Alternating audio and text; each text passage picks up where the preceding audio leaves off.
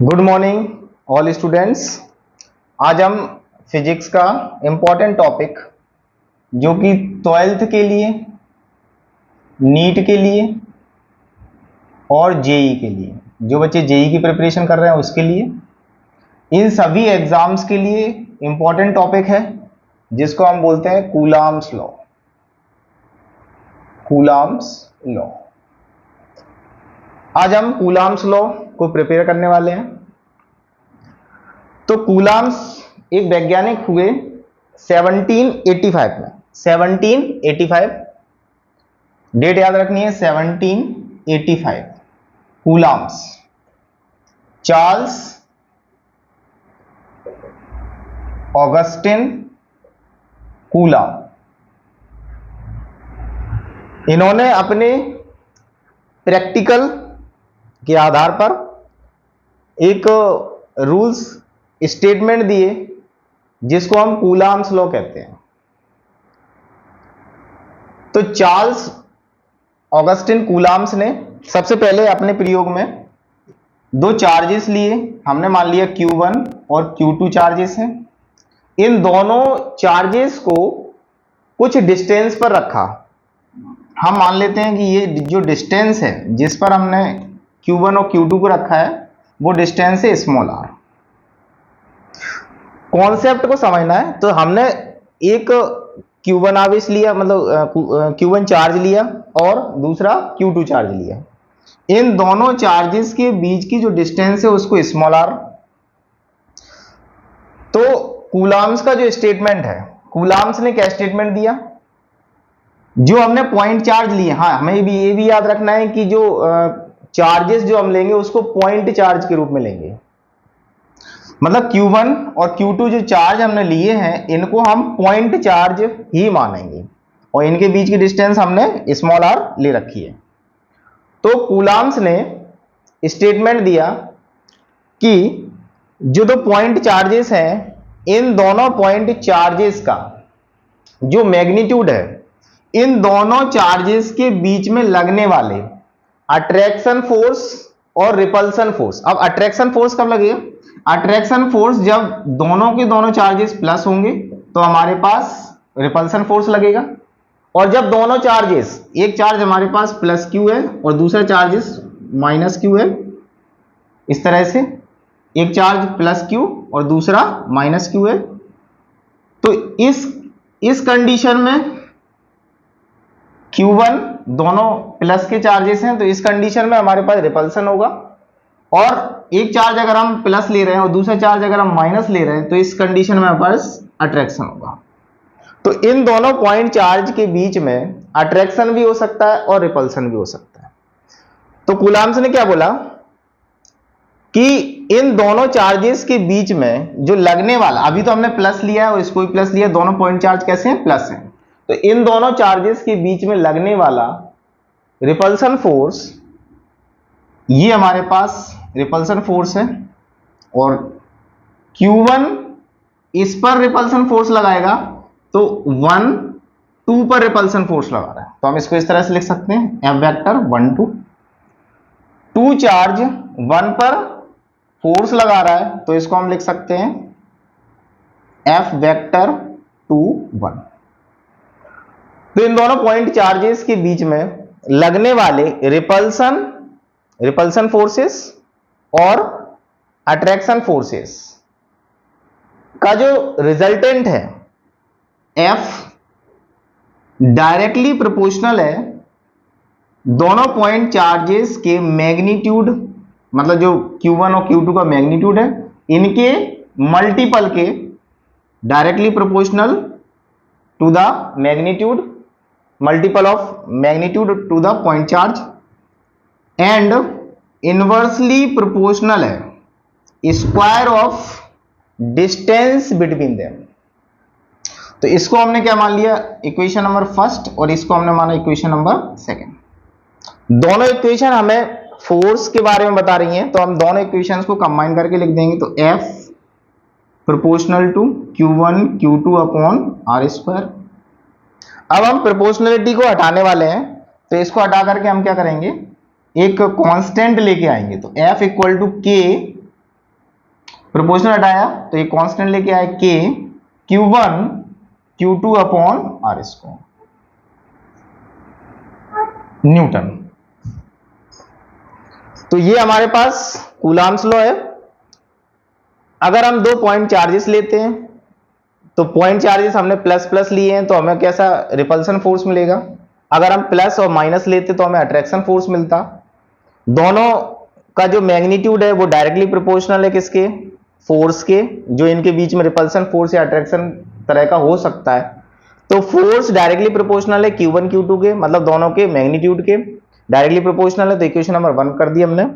फिर इसके बाद हमारे पास फोर्स जो है वो इनवर्सली प्रोपोर्शनल करना है, इनवर्सली प्रोपोर्शनल करना है लेकिन स्क्वायर करके करना है।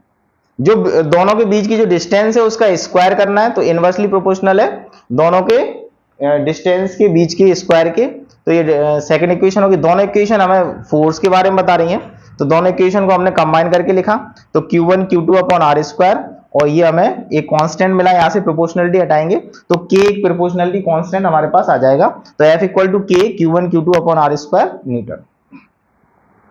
तो ये हमारे पास फोर्स है, अट्रैक्शन और रिपल्सन दोनों तरह का हो सकता है। अगर हम, ये डिपेंड करता है किस पर, पॉइंट चार्जेस के नेचर पर। तो ये डिपेंड करता है पॉइंट चार्जेस के नेचर पर। तो अब हम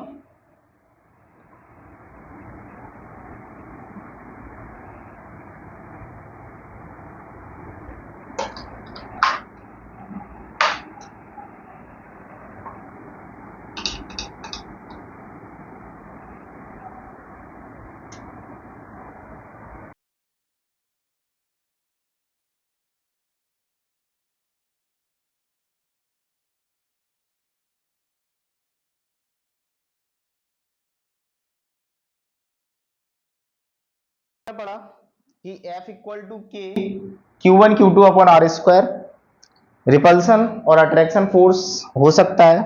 तो यहां पर K जो है वो प्रोपोर्शनैलिटी कांस्टेंट है, प्रोपोर्शनैलिटी कांस्टेंट है। तो हम K के बारे में पढ़ने वाले हैं।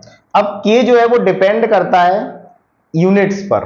किसकी यूनिट्स पर, या तो CGS यूनिट होगी या SI यूनिट होगी। तो हम दोनों, जो K की वैल्यू है वो डिपेंड करती है, CGS हो सकती है और SI यूनिट हो सकती है।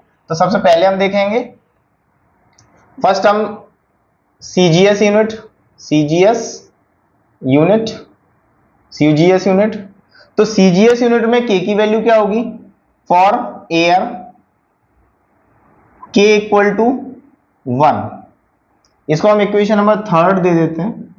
अब K की वैल्यू हम इक्वेशन नंबर 3 में पुट करेंगे तो F इक्वल टू, हमें जो रिजल्टेंट मिलेगा फोर्स का, तो F इक्वल टू K की जगह हम पुट करेंगे 1 Q1 Q2 upon R square, और F equal to Q1 Q2 upon R square. ये हमारे पास CGS यूनिट है, इसकी यूनिट होती है डाइन। तो F equal to Q1 Q2 upon R square, अगर हम CGS की बात करें तो यूनिट हमारे पास होगी डाइन। ये वो वाली डाइन नहीं है, ये CGS यूनिट वाली डाइन है। तो यहां पर देखो, अगर हम SI यूनिट की बात करते हैं तो SI यूनिट एयर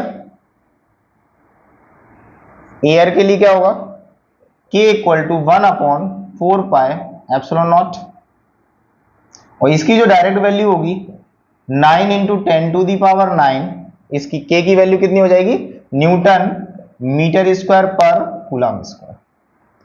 तो ऐसा यूनिट में हमारे पास एयर में अगर हम लेते हैं तो 1 upon 4 pi epsilon naught, 9 into 10 to the power 9, 1 upon 4 pi epsilon naught की वैल्यू कितनी होगी, 9 into 10 to the power 9 newton metre square upon coulomb square. तो ये हमने CGS यूनिट पढ़ा और SI यूनिट पढ़ा।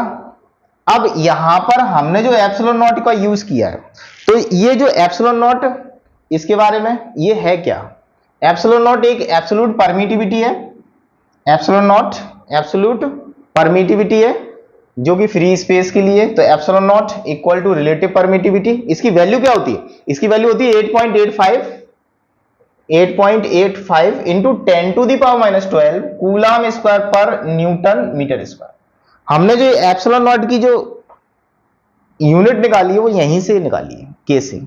अगर हम एप्सिलॉन नॉट को इधर ले जाएंगे, इसको मैं इधर बता दूं, एप्सिलॉन नॉट इक्वल टू 1/4 पाई के, तो हमारे पास क्या हो गया, एप्सिलॉन नॉट 1/4 पाई के। के की वैल्यू क्या थी, के की यूनिट क्या थी, न्यूटन मीटर स्क्वायर पर कूलम। तो हमने के की यूनिट रखी 1/4 पाई, तो यूनिट लेस है तो यूनिट हटा देंगे उसको। तो के की वैल्यू, अब के का अपोजिट जो होगा 1/k है ना, तो के का अपोजिट करना पड़ेगा। 1/k है तो के का अपोजिट करना पड़ेगा, मतलब अपोजिट मतलब इनवर्स करना पड़ेगा। तो ये हो जाएगा कूलम स्क्वायर पर न्यूटन मीटर स्क्वायर। तो इस तरह से हम एप्सिलॉन की जो यूनिट है वो फाइंड कर सकते हैं इसी से।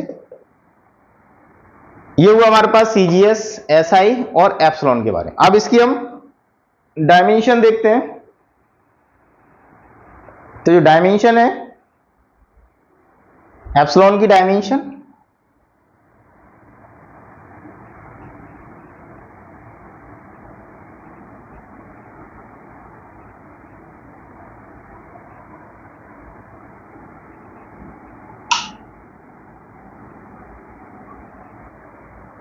तो हम एप्सिलॉन की डायमेंशन निकालेंगे, एप्सिलॉन नॉट की dimension.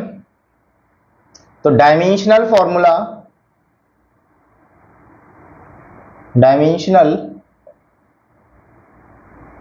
Formula of epsilon naught. Epsilon naught का जो हमने फॉर्मूला निकाला था वो था हमारे पास 1/4 pi F Q1 Q2 upon R square.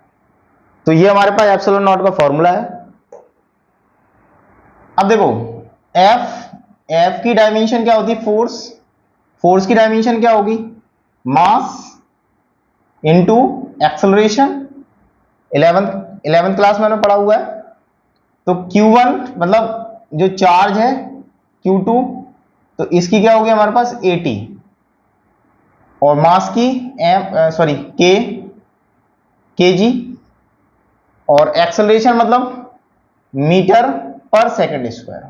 तो kg को हम m से लिखेंगे और मीटर को l से, और सेकंड स्क्वायर मतलब t स्क्वायर।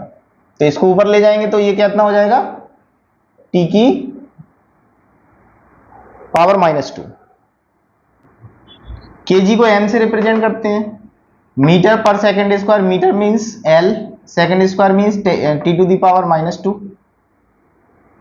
ठीक है, फिर इसके बाद q, अब इसको हम इसमें रख देते हैं। तो ये हो जाएगा q मतलब 80,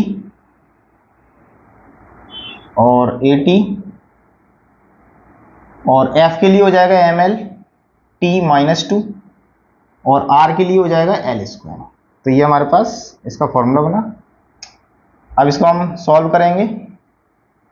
तो देखो एक l स्क्वायर यहाँ पर है, एक l यहाँ पर है, तो l क्यूब हो जाएगा, फिर ऊपर ले जाएंगे तो m को ऊपर ले जाएंगे तो सबसे पहले m-1 लिखा, l स्क्वायर l, तो l क्यूब हो गया, ऊपर ले जाएंगे तो l की पावर -3, इतना हो गया।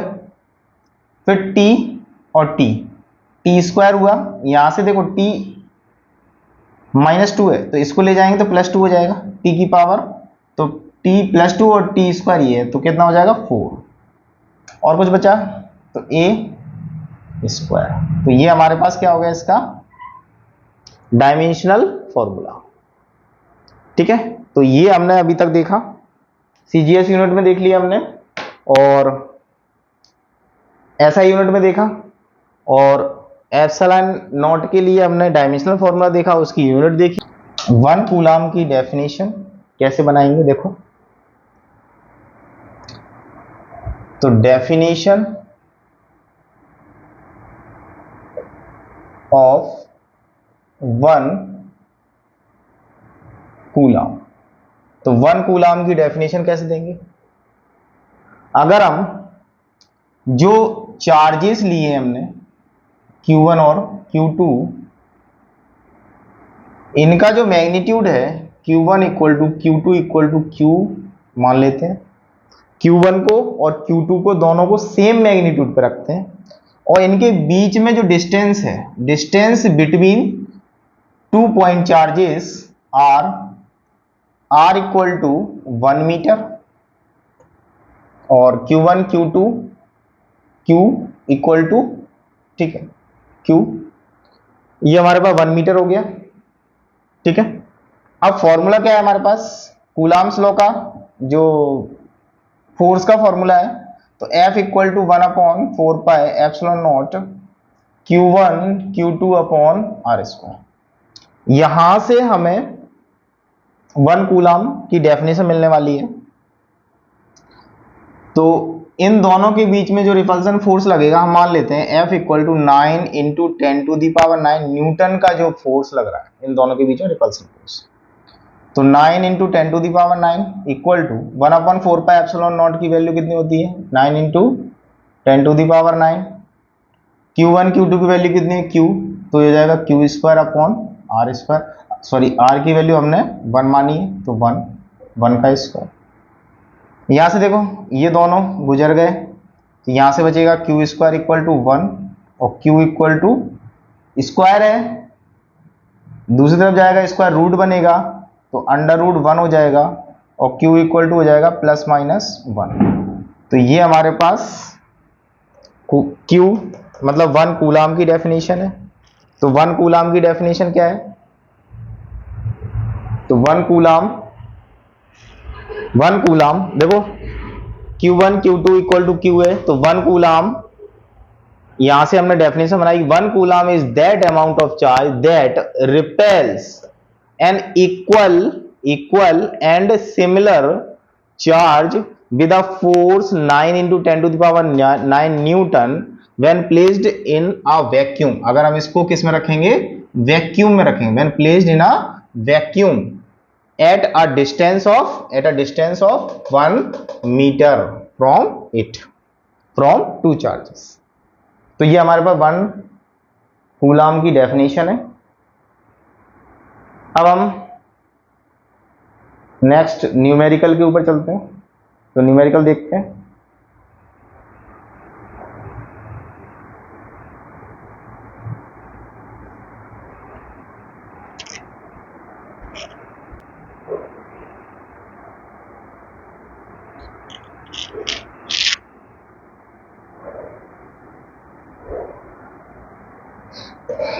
तो इसको मैं हटा देता हूं।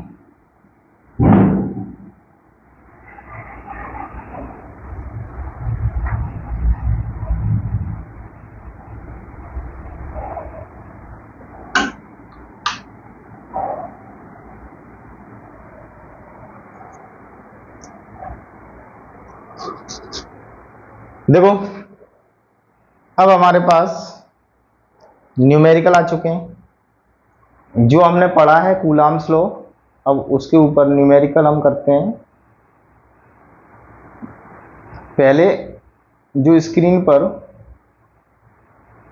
आपको न्यूमेरिकल दिख रहा है, खुद से सॉल्व करने की कोशिश करो।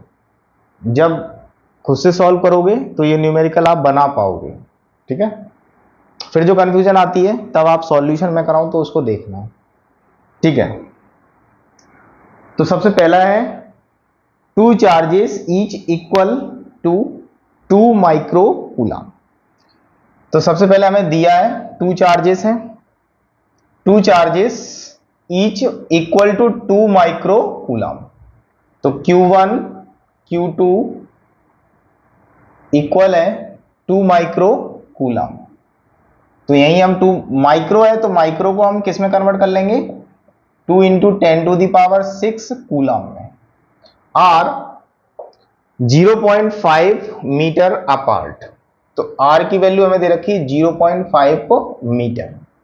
If both them exist inside vacuum, जैसे अभी हमने किया था वैक्यूम के अंदर रखे हैं दोनों चार्जेस जो है Q1 और Q2 चार्जेस वैक्यूम के अंदर प्लेस किए गए हैं, देन फोर्स बिटवीन देम, हमें दोनों चार्जेस के का जो फोर्स है, हो सकता है रिपल्सन हो, अट्रैक्शन हो।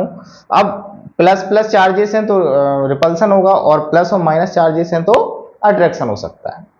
तो इन दोनों चार्जेस के बीच में, क्योंकि यहां पर प्लस प्लस चार्जेस हैं दोनों, तो रिपल्सन फोर्सेस आ सकते हैं, ठीक है। तो रिपल्सन फोर्स इनमें लग सकता है।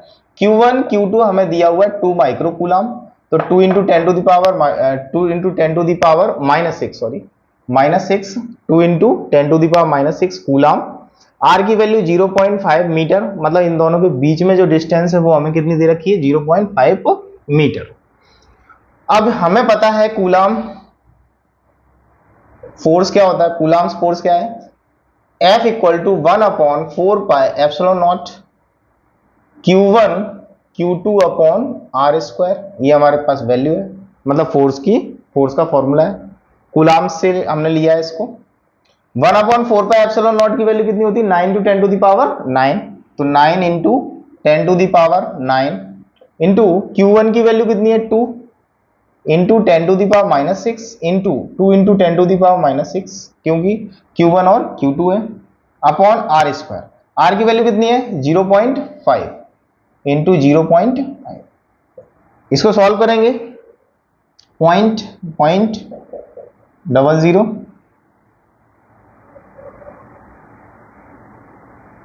ठीक है। तो जब इसको हम सॉल्व करेंगे 9 2 18 36 इंटू 10⁶ और 6 12 हो गया, 9 तो बचा 3 -3 10⁻³ इंटू 2 जीरो यहाँ पर है, फर्स्ट एंड सेकंड दोनों कैंसिल हो जाएंगे तो -1 बचेगा, -1 डायरेक्ट कर देता हूँ मैं, -1 अपॉन 25। तो ये हमारे पास ओवरऑल वैल्यू बचेगी। 25 का जब हम डिवाइड करेंगे इसमें तो हमारे पास कितना आ जाएगा 0, और ये देखो हमारे पास 10⁻⁻1 है, तो वैल्यू आएगी हमारे पास 0.144 न्यूटन, 0.144 न्यूटन। ये क्वेश्चन आ चुका है नीट के एग्जाम में, पिछले प्रीवियस ईयर्स में इसको पूछा जा चुका है, तो ये फर्स्ट क्वेश्चन हमने सॉल्व कर लिया है। नेक्स्ट क्वेश्चन, आप इसको पॉज करके नोट कर लो। नाउ नेक्स्ट क्वेश्चन,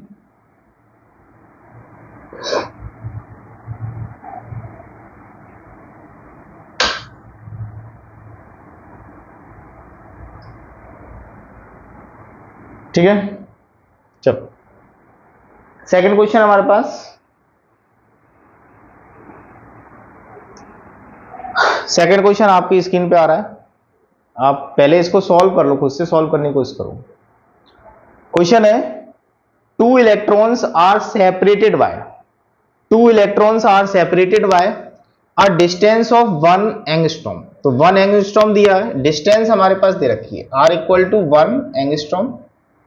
अब हमें रिलेशन पता होना चाहिए कि 1 एंगस्ट्रॉम का मीटर में क्या रिलेशन है। तो 1 एंगस्ट्रॉम इक्वल टू कितना होता है, 1 एंगस्ट्रॉम इक्वल टू 10⁻⁻10 मीटर। तो ये एंगस्ट्रॉम का रिलेशन है किसमें, मीटर में, तो ये पता होना चाहिए हमें, 11th क्लास में हमने पढ़ा है ये। आगे क्वेश्चन पढ़ते हैं, what is the coulomb force between them. तो फोर्स फिर से वही हमें लगाना है। अब यहां पर हमें जो चार्ज है वो दिए नहीं रखा है, लेकिन उसके लिए हमें हिंट दिए कि इलेक्ट्रॉन है, और इलेक्ट्रॉन का चार्ज कितना होता है 1.6 इंटू 10⁻⁻⁹ कूलाम। तो इलेक्ट्रॉन का चार्ज कितना होगा, तो हम Q1 equal to Q2 equal मानेंगे 1.6 इंटू 10⁻⁻19 कूलाम।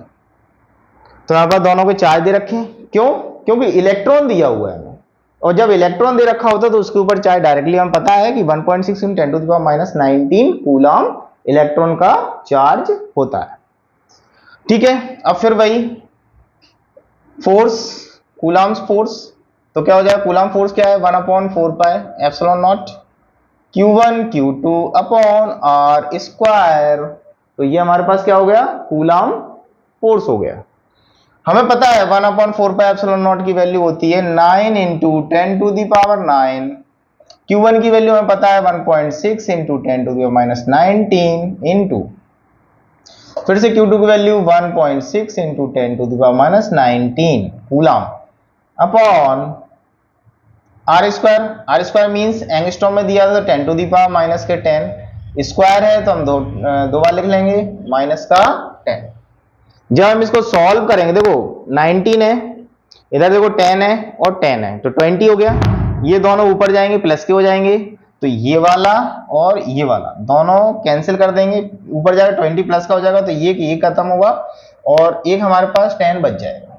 ठीक है, यहां पर पॉइंट है तो हमने क्या किया, यहां से एक पॉइंट ये हटा दिया तो ये हो गया डबल, तो एक जीरो से जीरो कैंसिल, अब केवल सिंगल जीरो बचा हुआ है।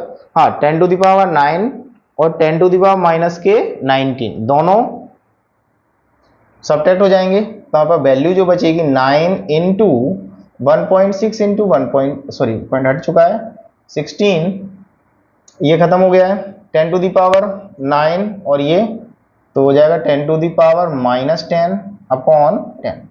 तो ये इतनी सी वैल्यू बची है, इसको हमें सॉल्व करना है। तो वैल्यू जो आएगी, मैं सॉल्व कर चुका हूं इसलिए पता है मुझे, तो ये आ जाएगा 2.3 into 10 to the power minus 8 newton. तो ये हमसे दोनों इलेक्ट्रॉनों के बीच में जो फोर्स पूछा था वो हमने निकाला है 2.3 into 10 to the power minus के 8 न्यूटन। क्यों? क्योंकि इलेक्ट्रॉन थे और इलेक्ट्रॉन चार्ज कितना रखते हैं 1.6 into 10 to the power minus 19 coulomb. ये क्वेश्चन भी हमारा CPMT में आ चुका है, सेंट्रल PMT में ये पूछा जा चुका है, तो ये इंपॉर्टेंट क्वेश्चन है। क्वेश्चन रिपीट होते रहते हैं, रिपीट होने की संभावना है, बस डेटा चेंज हो जाएगा, बाकी सेम ही रहेगा। ठीक है, नेक्स्ट क्वेश्चन, लास्ट, एक लास्ट क्वेश्चन करते हैं, इंपॉर्टेंट क्वेश्चन है, कई बार पूछा जा चुका है, बस केवल डेटा चेंज होगा, बाकी आपकी स्क्रीन पर क्वेश्चन शो हो रहा है। आप क्वेश्चन को पहले रीड करो, फिर उसे सॉल्व करने की कोशिश करो, तब फिर सॉल्यूशन देखो अगर उसमें कोई प्रॉब्लम आती है। ठीक है, तो क्वेश्चन क्या है, 2 point charges plus 3 micro coulomb, Q1 equal to है प्लस 3 माइक्रो कूलम। अब हमें ध्यान रखना है, यहीं से हम कन्वर्ट कर लेंगे इसको, तो हो जाएगा 3 into 10 to the power minus 6 coulomb and plus 8, तो Q2 हमें दे रखा है प्लस 8 माइक्रो कूलम, तो ये हमारे पास आ जाएगा, तो plus 8 into 10 to the power minus 6 coulomb. ठीक है, repel each other with a force of 40 newton. इस बार हम फोर्स दे रखा है F इक्वल टू 40 न्यूटन, तो Q1 दिया है, Q2 दिया है और F दिया है, ये ध्यान रखना हमें। अगर अब वो चार्जेस को क्या कर रहा है, ऐड करने के लिए बोल रहा है, इफ अ चार्ज ऑफ, ये फर्स्ट केस हो गया, केस फर्स्ट, ये हमारे पास केस सेकंड, चार्ज को हमें क्या करना है, ऐड करना है। तो पहला चार्ज हमारे पास Q1 था और ये वाला Q2 था। ठीक है, ये दोनों, अब इस बार हम क्या करते हैं, Q1 डैश करते हैं इसको, तो ये हमारे पास चार्ज दिया। अच्छा, इन्होंने बोला है कि इसमें हमें ऐड करना है, तो 3 इंटू, सॉरी हटा देते हैं इसको कन्वर्ट करने की जरूरत नहीं है क्योंकि हम इसको हटाएंगे। ठीक है, तो हमें पूछा है कि इसमें ऐड करना है, तो Q1 डैश इक्वल टू 3, तो Q1 equal two plus 3 microcoulomb दिया है, Q2 इक्वल टू 8 माइक्रोकूलम दिया हुआ है और F की वैल्यू 40 न्यूटन दे रखी है। यहीं पर हमारा केस सेकंड में, ये केस फर्स्ट था, ये केस सेकंड है, केस सेकंड में हमसे बोल रहा है कि माइनस के 5 माइक्रोकूलम उसमें ऐड करो, तो हमने क्या किया, 3 प्लस माइनस 5 माइक्रोकूलम, तो ये हमारे पास कितना हो जाएगा, 5 माइनस 2 बचेगा, माइनस 2 माइक्रोकूलम, और Q2 डैश में हमारे पास कितना है, 8 है, 8 में हम माइनस 5 ऐड करेंगे, तो प्लस 8 प्लस माइनस 5, तो ये माइक्रोकूलम इक्वल टू 8, तो 3 माइक्रोकूलम प्लस का 3 माइक्रोकूलम। इस कंडीशन में फोर्स निकालेंगे, इस कंडीशन में फोर्स निकालेंगे, तो इस कंडीशन में फोर्स की वैल्यू क्या होगी। अच्छा, क्वेश्चन पढ़ते हैं, added to each of them then the force between them will be. तो इस केस में हमें फोर्स निकालना है, तो इसको हम एफ डैश मान लेते हैं और इस केस में हमें फोर्स को फाइंड करना है, ठीक है। तो एक बात ध्यान रखनी है कि हमें सारी चीजें तो कांस्टेंट है, केवल और केवल चार्जेस के ऊपर हमें रिलेशन दे रखा है, तो हम क्यों ना डायरेक्ट रिलेशन रख लेते हैं, F equal to 1/4πε0 Q1 Q2 upon R square, ये हमें कूलम्ब्स लॉ होता है। तो यहां से ये वाली वैल्यू तो कांस्टेंट है, इसको तो हम हटा देते हैं, और ये वाली वैल्यू भी कांस्टेंट है, दोनों वैल्यू हटाते हैं, तो F डायरेक्टली प्रोपोर्शनल हो जाएगा Q1 Q2 के। F किसके डायरेक्टली प्रोपोर्शनल है, Q1 Q2 के। इसमें भी देखो हमें Q1 Q2 का रिलेशन दिया हुआ है, इसमें भी हमें Q1 Q2 का रिलेशन दिया हुआ है। तो अगर हम इसको रेशियो के फॉर्म में लिखते हैं, तो यहां फर्स्ट केस में जो है वो F और सेकंड केस में F डैश है। तो फर्स्ट केस में Q1 Q2 और सेकंड केस में Q1 dash and Q2 dash. तो ये हमने इतना इसको सॉल्व कर लिया। अब देखो डायरेक्ट हम इसमें वैल्यू रखते हैं फॉर्मूले में, तो 40 अपॉन एफ डैश हमें निकालना है, इक्वल Q1 Q2 8 एंड 3, तो 3 इंटू 8 अपॉन, मैंने यहां से इसलिए हटा दिया था कि यहां माइक्रोकूलम दोनों कैंसिल हो जाएंगे। Q1 डैश कितना दिया है, -2, ठीक है, इंटू Q2 डैश कितना है, Q2 डैश हमारे पास 3 है, 3 की वैल्यू रखेंगे, तो हो जाएगा एफ डैश यहां से निकालेंगे, 2 4 जा और 3 से 3 कैंसिल, तो 4 से 10, तो ये आ जाएगा एफ डैश इक्वल टू -10। तो F dash equal to -10 newton. क्योंकि ये माइनस आया इसलिए अट्रैक्टिव होगा, अट्रैक्टिव। तो इसका नेचर कैसा है, अट्रैक्टिव। तो ये केस वन में हमने एफ फोर्स निकाला और केस 2 में हमने एफ डैश फोर्स निकाला। दोनों को रिलेशन हमें Q1 Q2 से दिया था, तो हम डायरेक्ट रिलेशन रखा। ये दोनों कांस्टेंट है, इनके बारे में कोई बात ही नहीं हुई है, तो ये कांस्टेंट है, इस वजह से हमने इन दोनों का रिलेशन रख के आंसर निकाला है। तो स्टूडेंट्स ये थी आज की क्लास, जिसमें हमने कूलम्ब्स लॉ के बारे में देखा। ओके,